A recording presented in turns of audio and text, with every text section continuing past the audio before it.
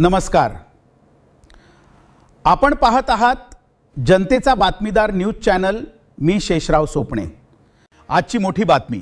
राज्यातील महत्त्वाकांक्षी मनरेगा योजनेबाबत धक्कादायक वास्तव आले समोर. योजनेत हजारो कोटींचा निधी खर्च, तरी अनेक कामे अद्याप अपूर्णच असल्याची माहिती.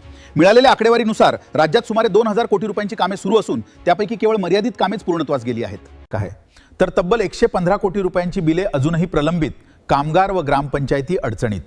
विशेष म्हणजे मनरेगा अंतर्गत सिंचन, जलसंधारण, शेततळी, वृक्षारोपण आणि ग्रामीण रस्त्यांची कामे मोठ्या प्रमाणावर मंजूर, मात्र कामांचा वेग मंदावल्याचं चित्र. दरम्यान प्रशासनाकडून प्रलंबित कामे लवकर पूर्ण करण्याचे निर्देश, निधी वितरण प्रक्रियेला गती देण्याचा दावा. आता प्रश्न असा आहे की इतका मोठा निधी खर्च होऊनही ग्रामीण भागातील कामे वेळेत पूर्ण का होत नाहीत आणि सर्वसामान्य कामगारांना त्यांच्या मेहनतीचा मोबदला नेमका कधी मिळणार? या व असेच अनेक प्रश्न शेतकरी, शेतमजूर, मजूर व लाभधारक यांच्या चिंतेचा विषय ठरत आहे.